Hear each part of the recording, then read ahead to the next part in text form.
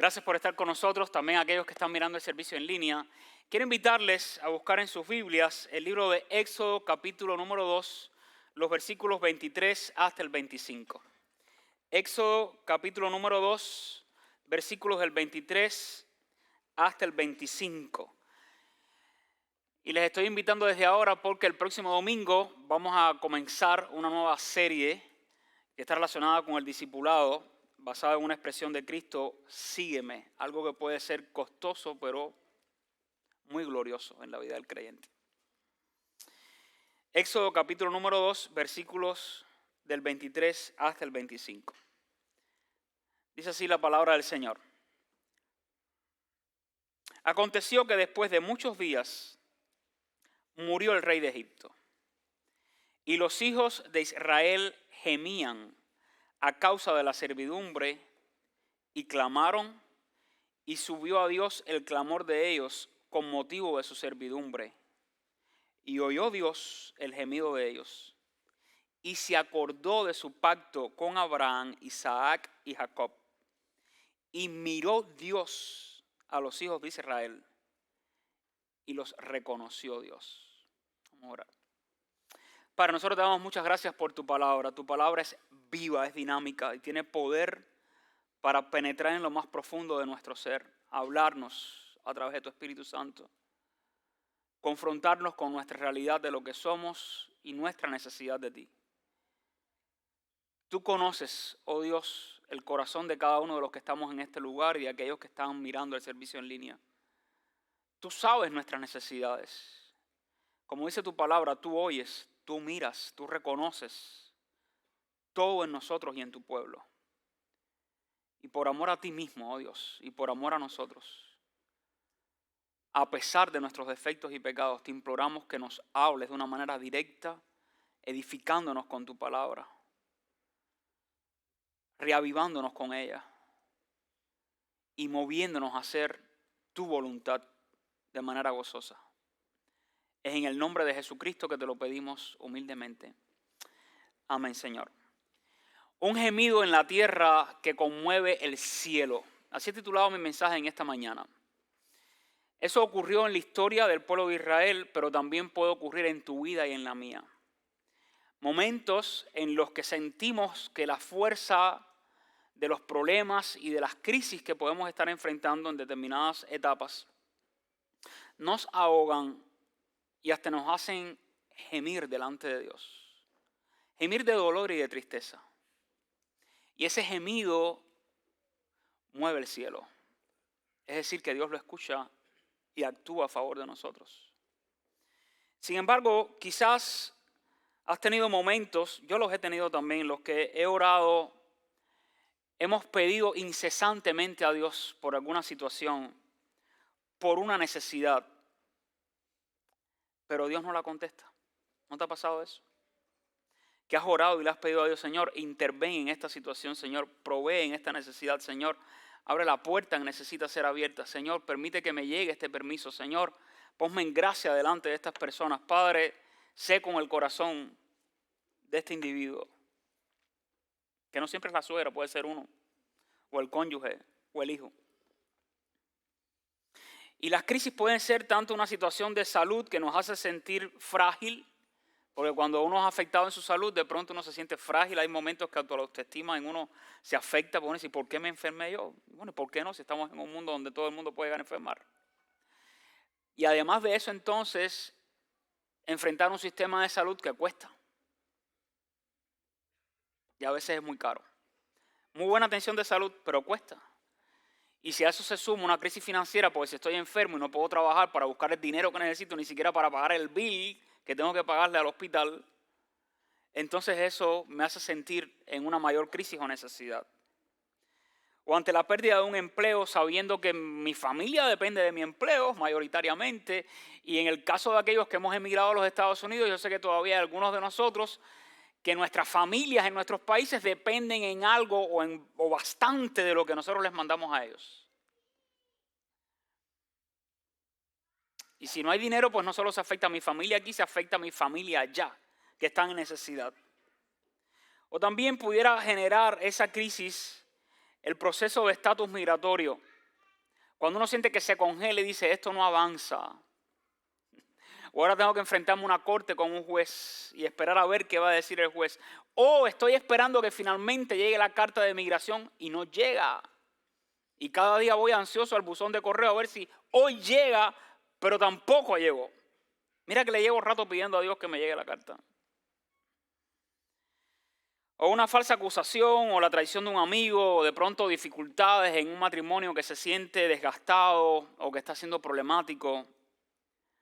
O un hijo, una hija, o un nieto que está rompiendo el corazón porque tú sabes que está tomando decisiones que no son sabias ni buenas.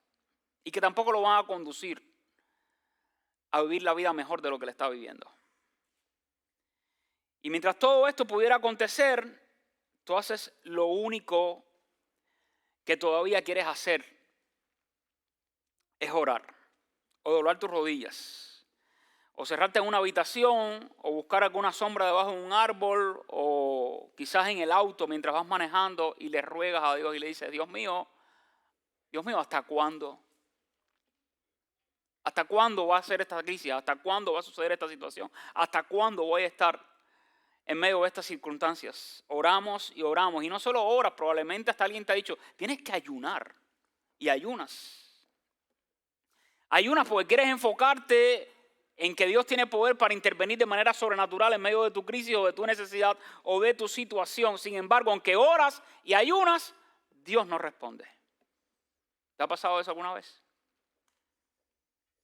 Y entonces llega esa quietud de la noche cuando probablemente ya todos están durmiendo en casa, cuando el ruido del día se va apagando, cuando la mente entonces comienza a jugar con nosotros y comienzan a surgir pensamientos que uno dice, estará bien que yo piense así, pero tú lo piensas, al fin y al cabo lo piensas porque eres humano y dices, ¿será que Dios se ha olvidado de mí? ¿Será que yo he hecho algo como para que Dios ahora no me quiera escuchar en medio de esta situación? ¿O será que a Dios no le está importando el dolor y la situación que estoy enfrentando o la crisis que estoy enfrentando? Si alguna vez te has sentido así, o déjame avisarte, en algún momento te vas a sentir así. Puede pasar. Pero si alguna vez te has sentido así, tú no estás solo, ni has estado sola ni solo.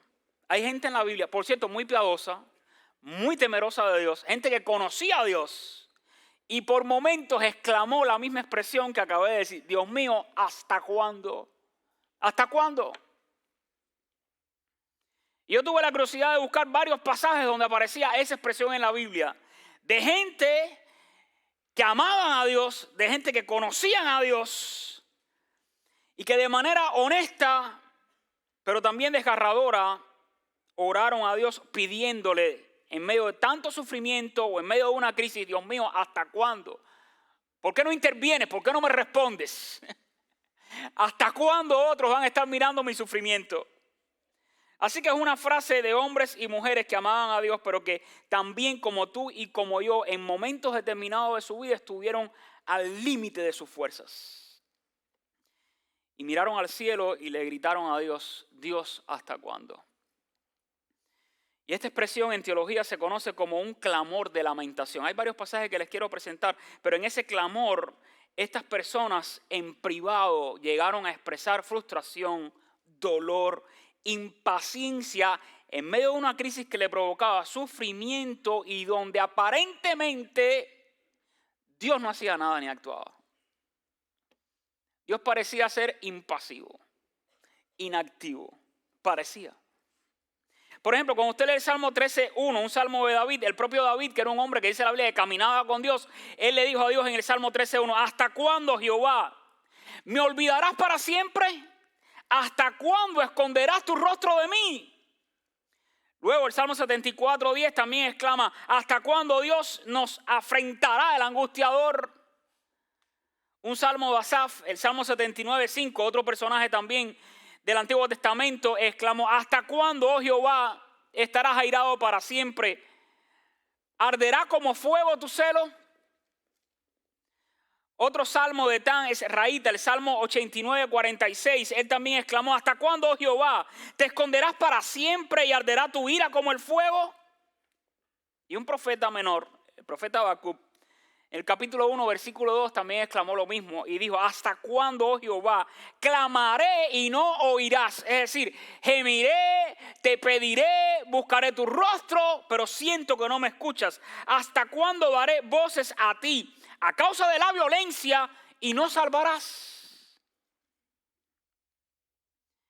¿Y qué produce esa aparente inactividad de Dios en el creyente que ora? Cuando tú y yo doblamos nuestras rodillas y le abrimos el corazón a Dios y derramamos nuestra alma, y la única respuesta que recibimos finalmente es el eco de nuestra propia voz, porque no escuchamos la voz de Dios, pudiéramos sentir que algo se quiebra por dentro. Y cuando esto ocurre, cuando tú y yo oramos y gemimos y le pedimos a Dios, pero sentimos que Dios nos responde, varias cosas pueden pasar. Yo solo voy a mencionar 4. 1, experimentamos tensión. Tensión en lo que tú y yo intelectualmente, bíblicamente, teológicamente sabemos y conocemos de Dios y la realidad que estamos viviendo. Yo sé que Dios es un Dios todopoderoso, yo sé que Dios puede intervenir de manera sobrenatural, yo sé que Dios escucha a sus hijos. Sin embargo, ahora en esta situación yo estoy orando, estoy suplicando, estoy gimiendo, estoy pidiendo, pero Dios no me responde. Y eso genera tensión entre lo que tú y yo sabemos de Dios y lo que estamos viviendo. Esa es una tensión incluso que se puede llegar a experimentar en nuestro propio cuerpo, no solo en la mente. Lo segundo que puede provocar es desgaste emocional.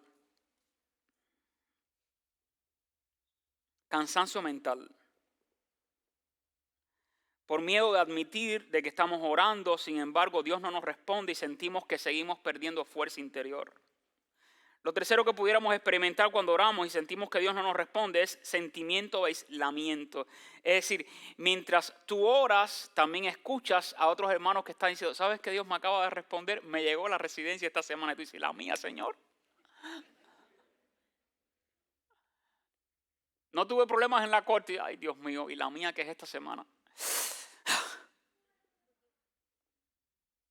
Y entonces usted, acciones de gracia y Señor respondiendo por aquí, respondiendo al otro hermano.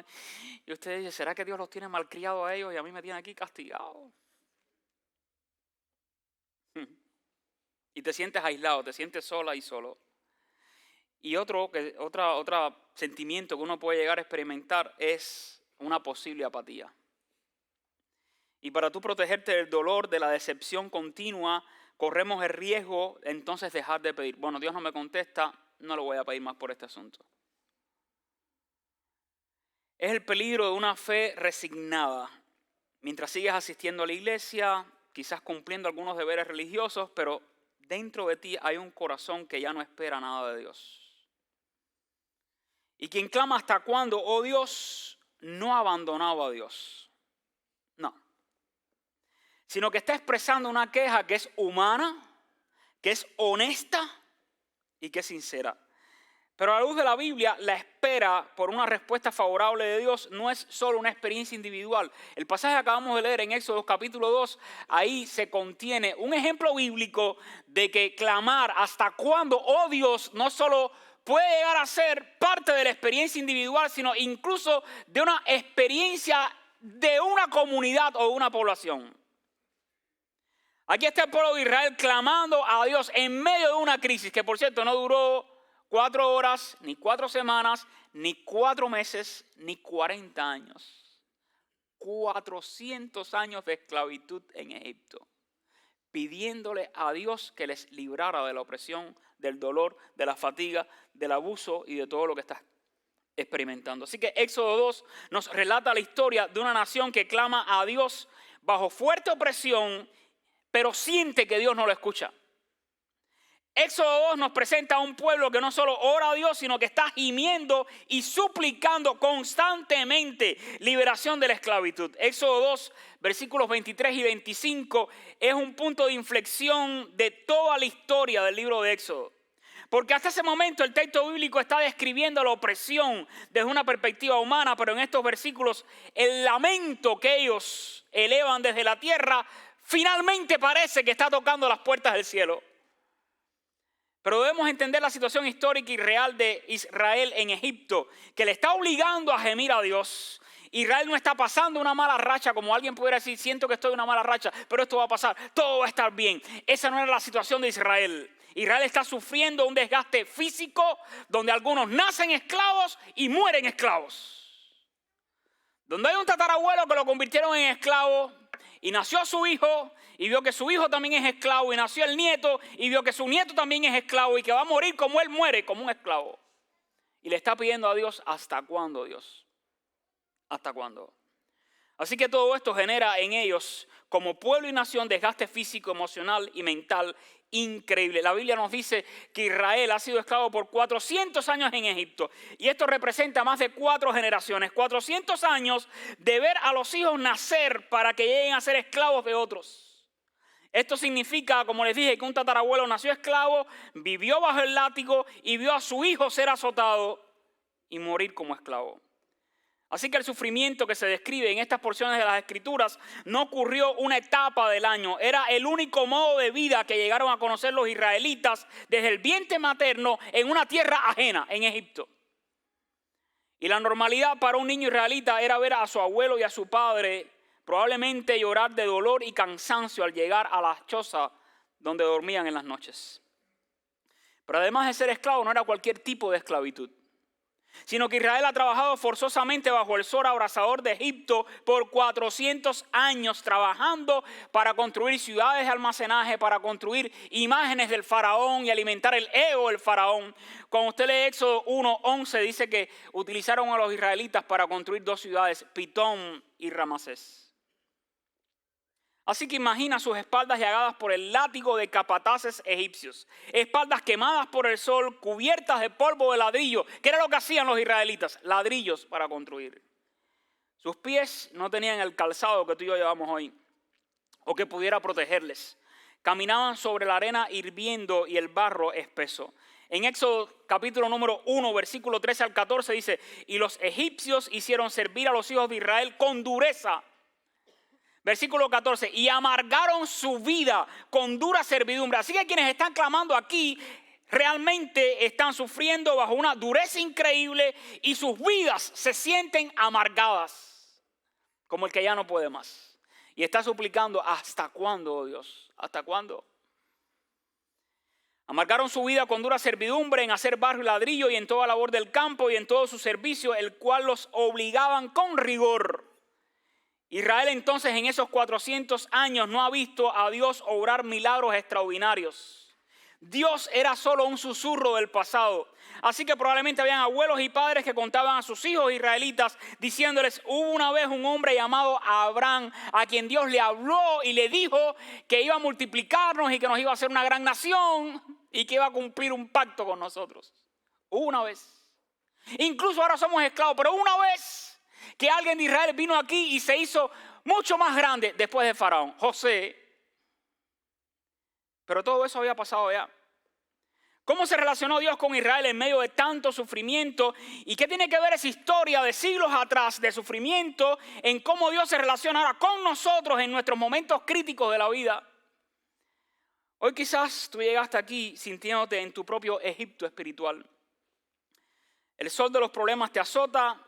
La carga de la vida te ha cambiado el rostro y miras al pasado recordando los milagros que Dios hacía antes en tu vida, en tu familia.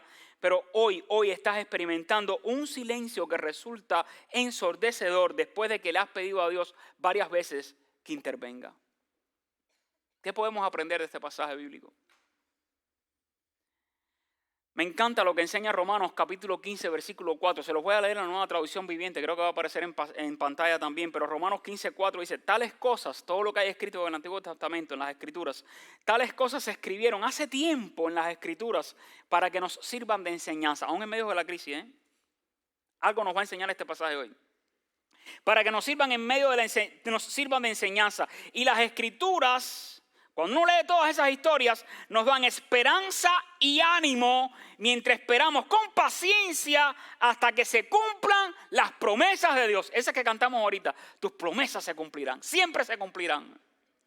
Y en medio de esa crisis, en medio de ese clamor, toda esa historia está registrada en las Escrituras para esto, para darnos esperanza y ánimo. Y es lo que más yo deseo hoy, que a pesar de la crisis que puedas estar enfrentando en tu propia vida, o en tu familia, o en tu matrimonio, o con tus hijos, o en cualquier área en la que le estés enfrentando, en medio de tu crisis salgas de aquí con ánimo y esperanza mientras esperas con paciencia que se cumpla la promesa de Dios en tu vida, como Él lo ha dicho. ¿Qué aprendemos de Éxodo 2, del 23 al 25? Aprendemos que los momentos críticos de la vida exigen oración constante. Y hay varios elementos claves en esta historia que lo demuestran. Primero, quiero enfocarme para que podamos valorar cuán crítico llegaron a ser esos momentos. Éxodo 2, 23. Toma tu Biblia en mano. Dice, aconteció que después de muchos días, quiero que subrayes esta expresión, murió el rey de Egipto. Y ahí de pronto se me conectó en asociación mi mente con alguna situación o alguna otra nación sufriendo por décadas bajo un faraón moderno que la esclaviza y la oprime. Y mira que llevamos años orando, Señor, libera mi país, libéralo. No tienen comida, no tienen medicina, no tienen electricidad, no tienen a veces ni agua. La gente se muere porque no tienen medicamentos para ser sanados. Los hospitales son un caos. Todo está fallido. Y yo recuerdo que llegaban algunas personas a mi país y decían, bueno, y cuando el fulano se muera, ¿tú crees que esto cambie? Yo le digo, esto es lo que pasaba a Israel en Egipto. Si moría Faraón, quizás resurgía la esperanza de que el que venía después los tratara de una manera más amable o fuera menos opresor que el Faraón anterior. Eso es lo que pasa en los países cuando hay dictadores. Usted dice, quizás cuando el dictador se muera, se acabó la opresión del dictador. No siempre sucede así. Y fue lo que pasó en esta historia. Y dice la Biblia, aconteció que después de muchos días murió el rey de Egipto. Podía renacer una esperanza. A ver si el que sigue es mejor que este. Y los hijos de Israel, escuche, gemían a causa de la servidumbre y clamaron. Y subió a Dios el clamor de ellos con motivo de su servidumbre. Así que en el contexto exterior, cuando usted lee Éxodo capítulo número 1, nos relata una cronología de eventos en la vida de Moisés. Después usted lo puede leer con más detenimiento, pero quiero que observe que se divide en 3 secciones y cada sección ocupa un periodo de 40 años.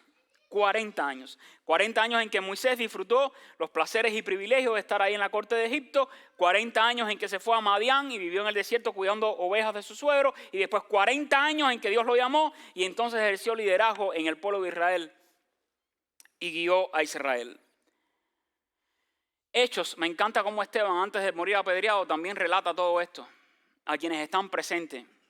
Y cuenta cómo Dios fue cumpliendo sus promesas a través del pueblo de Israel. Usted puede leer eso en Hechos capítulo 7. Y ahí va a encontrar también los bloques de 40 años. 3 etapas de 40 años cada vez en la vida de Moisés. Y Éxodo 2, 23 al 25 ahora se ubica entre la segunda y la tercera etapa de la vida de Moisés. 3 etapas de 40 años. Lo que acabamos de leer en Éxodo capítulo 2 del 23 al 25 se ubica entre la segunda y la tercera etapa de la vida de Moisés. Y esta sección de Éxodo marca una transición porque Faraón acaba de morir. La muerte de Faraón podía traer una nueva esperanza al pueblo oprimido, esperando que el nuevo Faraón llegara a ser menos malo que el anterior. Y aquí la pregunta teológica clave que puede surgir. Bueno, si Dios le había prometido a Abraham que le iba a dar una descendencia y que iba a bendecir ese pueblo y que lo iba a hacer una tremenda nación para bendecir a otros, ¿por qué? ¿Por qué hubo una demora de 400 años entre la promesa que Dios hizo a Abraham y el momento en que Dios escoge a Moisés para liberar finalmente al pueblo de Israel de la opresión? ¿Por qué el Dios Todopoderoso que podía liberar a Israel en 24 horas decidió esperar 4 siglos mientras su pueblo sufría? Unas posibles respuestas bíblicas. Primero, Dios estaba formando una nación de una familia. Y la Biblia dice en Éxodo capítulo 1, versículo 5, que todas las personas que le nacieron en Jacob llegaron a ser 70. 70 personas no son una nación, se necesitaban más. Y en Éxodo capítulo 1, versículo 6 al 7 dice, murió José y todos sus hermanos y toda aquella generación. Y los hijos de Israel, escuche, fructificaron y se multiplicaron y fueron aumentados y fortalecidos en extremo y se llenó de ellos la tierra. La tierra era esa región que estaban ocupando en Egipto. En el versículo número 12 del capítulo 1 dice, pero cuanto más los oprimían, tanto más se multiplicaban y crecían. Como que el estrés los ponía a parir, muchachos, ¿no? Se sufre tanto, pues hay que divertirse de alguna manera. Y lo que hacían era reproducirse. De manera que los egipcios llegaron a temer a los hijos de Israel. Y el aumento de la población de los israelitas, esto fue lo que generó en los egipcios preocupación y celo. Empezaron a temer que los israelitas fueran más que los egipcios y si venía algún ejército extranjero se unieran a ellos y se pusieran en contra de los propios egipcios. Por eso usted va a ver que en el capítulo número 1 de Éxodo, versículos del 15 al 22, se relata cómo Faraón le dice a las parteras que están ayudando a las mujeres israelitas que están dando a luz, si ve que el bebé nace, es varón, mátalo, aniquílalo. Pero las parteras no hacen eso por temor a Dios, dice la Biblia. Y preservan a los bebés.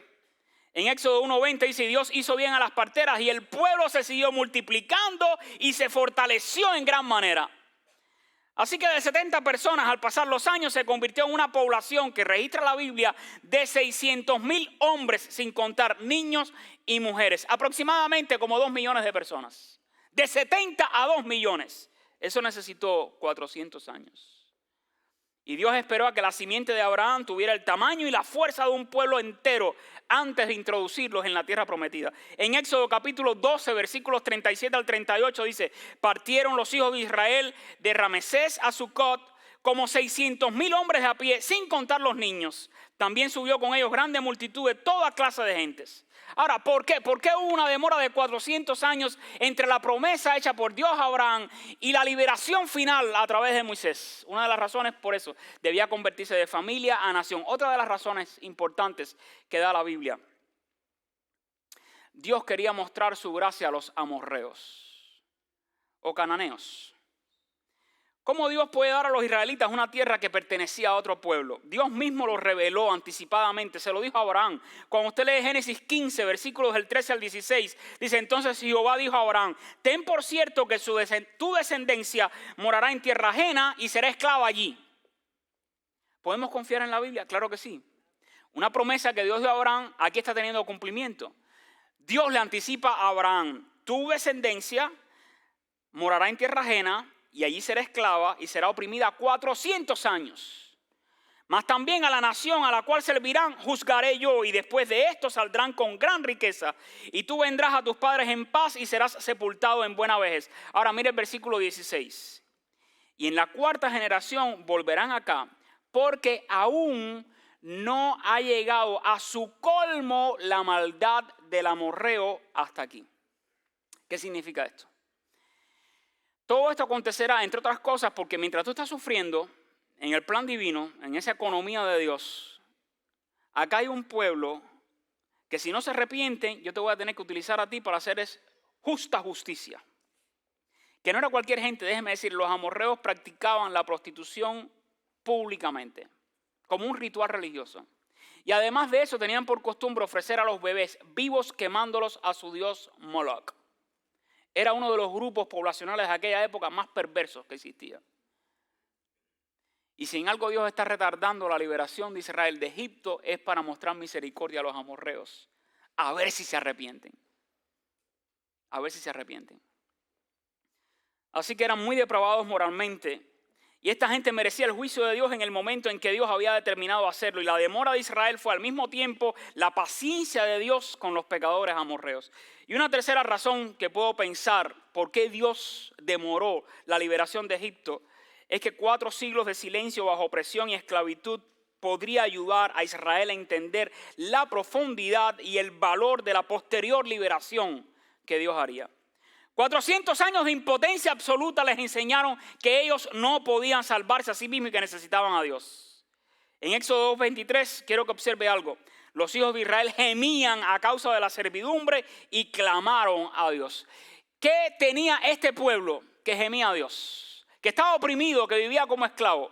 ¿Qué tenía? Déjame decirte primero qué no tenía. Como esclavos. Primero, no tenían posesiones. Ni siquiera las chozas donde dormían por las noches para descansar era de ellos. No tenían posesiones. No tenían poder. No tenían ejército. ¿Cómo se iban a defender de los egipcios? No tenían armas.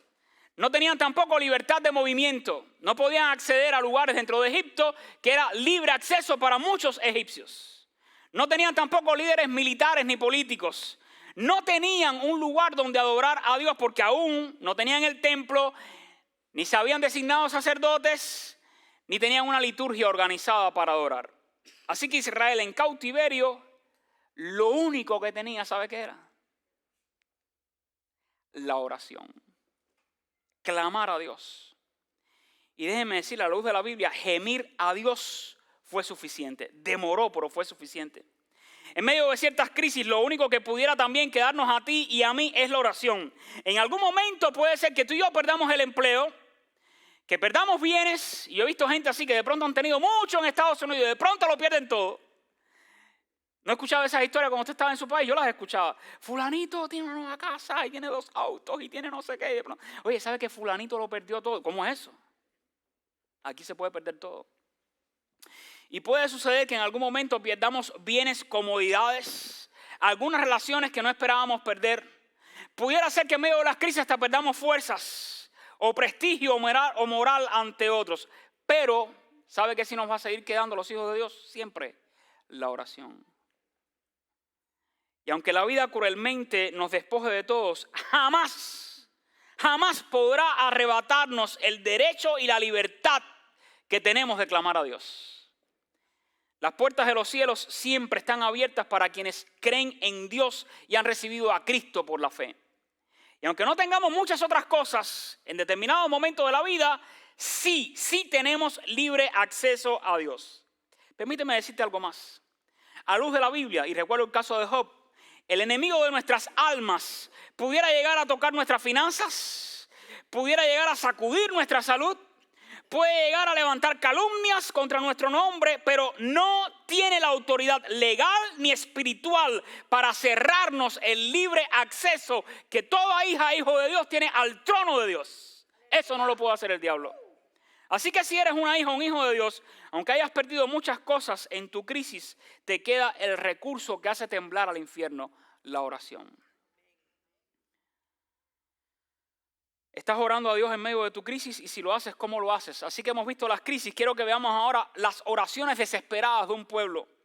Quiero que observes y subrayes 4 términos claves que aparecen aquí en las Escrituras, en los versículos 23 y 24. Toma tu Biblia y mira Éxodo 2, 23 y 24. Aconteció que después de muchos días murió el rey de Egipto, subraya esta expresión, y los hijos de Israel gemían a causa de la servidumbre y clamaron, subraya esa expresión, y subió a Dios el clamor de ellos con motivo de su servidumbre y oyó Dios el gemido de ellos.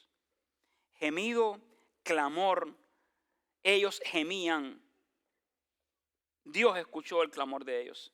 Y estas expresiones describen el estrés físico y psicológico, no de un individuo, sino de billones de israelitas, de todo un pueblo que estaba sufriendo. Déjenme decirles, eran gritos desesperados por causa de una terrible situación. Y sus gritos de angustia pudieran ser similares a los nuestros en algún tipo de desesperación o crisis. En tiempos de crisis, el alma habla el lenguaje crudo que brota del dolor y de las heridas. Son esos momentos en que nos sentimos rotos interiormente.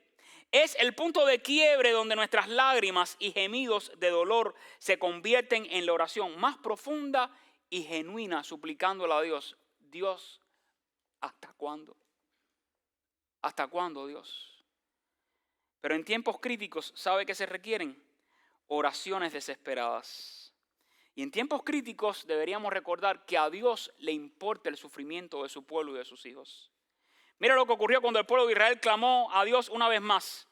Versículo 24. Y oyó Dios el gemido de ellos. No te pierdas esto, circula ese término. Oyó Dios el gemido de ellos. Y subraya este otro. Y se acordó de su pacto con Abraham, Isaac y Jacob.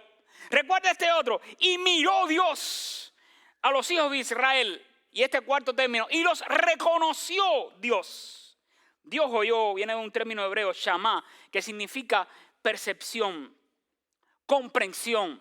Una escucha que no solo me hace sentir compasión o tristeza por el dolor ajeno, sino una escucha que me mueve a actuar a favor para resolver la situación. Eso fue lo que hizo Dios. Dios oyó. Y porque Dios oye y escucha en medio de la crisis, tú y yo debemos seguir orando. Aunque pensemos que Dios no nos escucha. Y quiero decirte algo. No hay gemido o suspiro humano que Dios no escuche. El segundo término que aparece en el texto es Dios se acordó. El término hebreo sakar, que significa recordar, enfatizar, responder. Y miren, el énfasis que está poniendo la Biblia en cómo Dios sí recordó. Dice, Dios se acordó de su pacto y lo hizo con Abraham, con Isaac y con Jacob. Es decir, que en cada generación Dios reafirma su promesa y va a cumplir con ella su pacto. Está enfatizando que su promesa es incondicional a Abraham y que iba a seguir a través de cada generación después de Abraham. Así que porque Dios recuerda, tú y yo podemos confiar que Él va a cumplir sus promesas. Además, la Biblia dice que Dios miró, es decir, percibió, llegó a entender completamente lo que estaba sufriendo Israel. Cuando usted lee el Salmo 94, versículos 8 y 9, dice, entiendan necios del pueblo. Son términos fuertes, déjeme decirle, aquí en este pasaje. En el Salmo 94, 8 dice, entiendan, y utiliza este término, necios. Yo por nada de la vida digo a alguien necio, no, pero Dios lo está diciendo. Dice, necios del pueblo, y vosotros fatuos, ¿cuándo seréis sabios? Así que el salmista aquí no está usando fatuo como un simple insulto superficial, sino que está diagnosticando una ceguera espiritual voluntaria y una arrogancia intelectual que es absurda. Y ahora en el versículo 9 pregunta, el que hizo el oído, el que puso orejas en ti, te formó con oídos en el vientre de tu madre, ¿tú crees que Él no oirá tu clamor? Y el que formó el ojo, tus ojos con los que ves, ¿tú crees que Él no verá tu situación? El creador, el que te creó. Así que Dios siempre ve nuestra necesidad y porque Dios ve, tú y yo podemos enfrentar el futuro con fe. Dios los reconoció, es decir, y esto me encanta, los conocía con una comprensión empática y compasiva. Esto se refiere a cuando alguien te está confesando, estoy pasando por este problema, quizás la persona no lo sabe, pero ya tú pasaste por ese problema en tu vida. Y entonces te puede mirar a los ojos y te puede decir, yo sé lo que es eso. Yo te entiendo.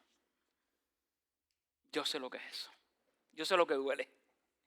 Yo sé lo que se pasa, yo sé lo que se sufre. Eso significa que Dios los reconoció, que los reconoció y los comprendió de manera empática y compasiva. En Éxodo capítulo 3, versículo 7 dice, dijo luego Jehová, bien he visto la aflicción de mi pueblo que está en Egipto, he oído su clamor a causa de sus exactores, pues he conocido sus angustias, es decir, los he entendido en su sufrimiento.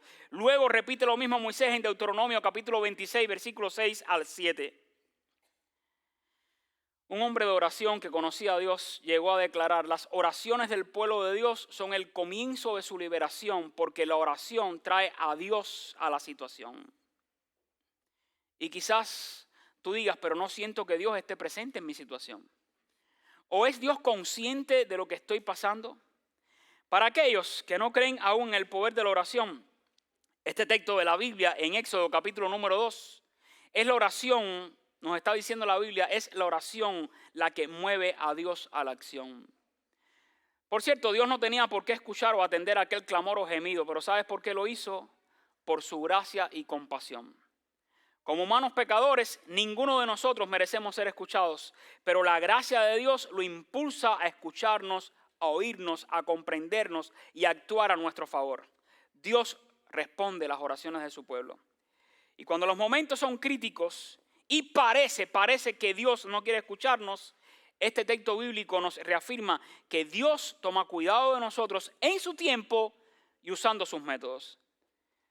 Oyó Dios, se acordó de su pacto con Abraham, miró Dios, los reconoció Dios. Quiero que se fije el sujeto en este pasaje, ¿quién es? Dios. Y se pone mucho énfasis en que es Dios quien oye, es Dios quien mira, es Dios quien comprende. Y me hace recordar lo que habla la Biblia acerca del Dios hecho carne, Jesucristo, en Hebreos 4, del 15 al 16. Escucha, no tenemos un sumo sacerdote que no pueda compadecerse de nuestras debilidades, sino uno que fue tentado en todo según nuestra semejanza, pero sin pecado. Por tanto, acerquémonos pues confiadamente al trono de la gracia para alcanzar misericordia y hallar gracia para el oportuno socorro. A Dios le duele tu dolor y el mío. Por supuesto que nos escucha y nos ve. Y al inicio del sermón les presenté un clamor sincero. ¿Hasta cuándo, oh Dios? ¿Hasta cuándo? Pudiera ser tu clamor hoy o mañana. Es un clamor crudo y desgarrador que puede llegar a ser el clamor de hombres y mujeres que aman a Dios, que al igual que nosotros atravesaban profundas crisis. En el caso de Israel, la crisis la pasaron en un territorio ajeno, algo que considero muy paralelo a quienes hemos emigrado y por momentos sentimos que estamos en tierra ajena, aunque la amemos con todo el corazón. Aunque seamos ciudadanos ya de este país. Pero no hay momentos que tú dices, ¿y yo qué hago aquí? ¿No te ha pasado? Al inicio del sermón quise que ustedes sintieran el corazón de gente que está al borde de la desesperación y que escucharan ese grito que nace en la noche oscura de un alma en crisis que exclama, ¿hasta cuándo, oh Dios? Pero quiero que conozcan un detalle teológico que yo considero extraordinario y profundamente esperanzador. Ningún hombre de Dios en la Biblia que llegó a clamar ¿hasta cuándo, oh Dios?, se quedó ahí en el hoyo o viviendo en la queja. Si tú abres las Escrituras y analizas minuciosamente cada pasaje donde aparece este grito de dolor, descubrirás un patrón divino. Casi todos estos textos, especialmente en los Salmos, tienen un punto de inflexión. Sí, empiezan con lágrimas de un hasta cuándo, oh Dios, pero la oración de ellos no termina ahí. A mitad del camino, el lamento se transforma, el tono cambia, la atmósfera se sacude y el escritor bíblico, inspirado por el Espíritu Santo, cierra su oración con una declaración inquebrantable de confianza, adoración y alabanza por la fidelidad, la gracia y el amor de Dios que cumple sus pactos y sus promesas. Mi amado hermana y hermano, si hoy todo lo que recibes en respuesta a tus oraciones en medio de la crisis es el silencio de Dios, y eso puede llegar a desesperarnos, quiero que sepas que el silencio de Dios no dura para siempre. Por lo tanto, los momentos más críticos exigen que sigamos orando con una oración fervorosa, constante e implacable. Escucha bien lo que Dios, que te trajo a esta tierra donde quizás te sientes ajeno, te dice a través del Salmo 145, con esto termino. Salmo 145 del 14 al 19. Sostiene Jehová a todos los que caen y levanta a todos los oprimidos. Los ojos de todos esperan en ti y tú les das su comida a su tiempo. Abres tu mano y colmas de bendición a todo ser viviente. Justo es Jehová en todos sus caminos y misericordioso en todas sus obras. Cercano está Jehová a todos los que le invocan, a todos los que le invocan de veras. Jehová cumplirá el deseo de los que le temen, oirá a sí mismo el clamor de ellos y los salvará. Así que si hoy sientes que tus fuerzas se están agotando, recuerda esto: Jehová sostiene a todos los que caen y levanta a todos los oprimidos. Si sientes que quizás las puertas de este país se te están cerrando para ti, levanta la mirada porque los ojos de todos esperan en Dios y Él les da su comida a su tiempo, y abres tu mano y Él colma de bendición a todo ser viviente. Y aunque hoy no entiendas el proceso por el que Dios te está permitiendo pasar, o quizás tu estatus migratorio parezca congelado, descansa en esto: justo es Jehová en todos sus caminos y misericordioso en todas sus obras. Y para ti que quizás has estado sufriendo y llorando, para ti que sientes la distancia de gente que amas pero no están contigo, para ti que has gemido a Dios quizás en la soledad de tu habitación o de tu auto por causa de la crisis, graba esta promesa con fuego en tu corazón: cercano está Jehová a todos los que le invocan, a todos los que le invocan de veras. Cumplirá el deseo de los que le temen, oirá a sí mismo el clamor de ellos y los salvará. Pongámonos en pie y cantemos a Dios diciéndole: confío en ti y seguiré confiando en ti.